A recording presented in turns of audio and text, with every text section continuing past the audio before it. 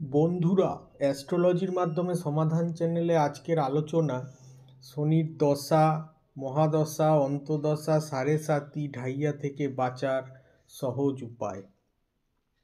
বন্ধুরা, শনি কিন্তু মানুষকে ভালোও দিতে পারে, খারাপও দিতে পারে। তাই প্রথমে আমরা আলোচনা করব শনি ভালো হলে কি ফল দেয় এবং শনি খারাপ হলেই বা কী ফল দেয়, এবং শনির এই খারাপ ফল থেকে বাঁচার একটি অচূক উপায়। শনি যদি ভালো হয়ে থাকে কোনো জাতক বা জাতিকার জন্মছকে, তবে কিন্তু শনি মানুষকে দেয় চরম উন্নতি। শনি মানুষকে তার কাজে দেয় পদোন্নতি। শনির কৃপায় মানুষ লাভ করে থাকে বড় বড় সম্পত্তি। যে সমস্ত জাতক এবং জাতিকার শনি ভালো হয়, তারা হয় ভীষণ কর্মঠ। কোনো কাজে তারা পিছিয়ে পড়ে না।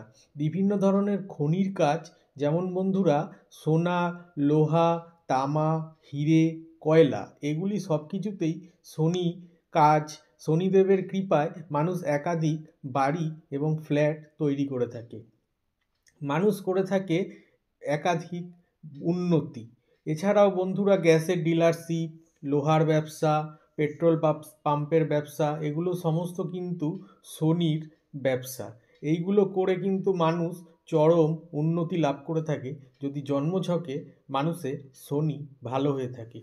এখন বন্ধুরা আমরা আলোচনা করব শনিদেব যদি জন্মছকে খারাপ হয়ে থাকে।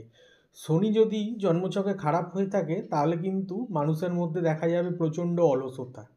শনি খারাপ হলে মানুষের হওয়া কাজ শেষ মুহূর্তে এসে আর হবে না। শনি খারাপ হলে জীবনের সব কিছুতেই বাধা বিপত্তি এসে থাকে। এছাড়াও যদি জন্মছকে শনি খারাপ হয়ে থাকে তাহলে শনির মহাদশা, অন্তর্দশা, সাড়ে সাতি এবং ঢাইয়া এগুলোতে, তাহলে কিন্তু বন্ধুরা জাতক জাতিকাকে ব্যাপক সংঘর্ষ করতে হয়। বিশেষ করে শনি সাড়ে সাতির সময় সব থেকে বেশি খারাপ ফল দেয়, কারণ এই সময় শনিদেব তার কর্মফলটা দিয়ে থাকে।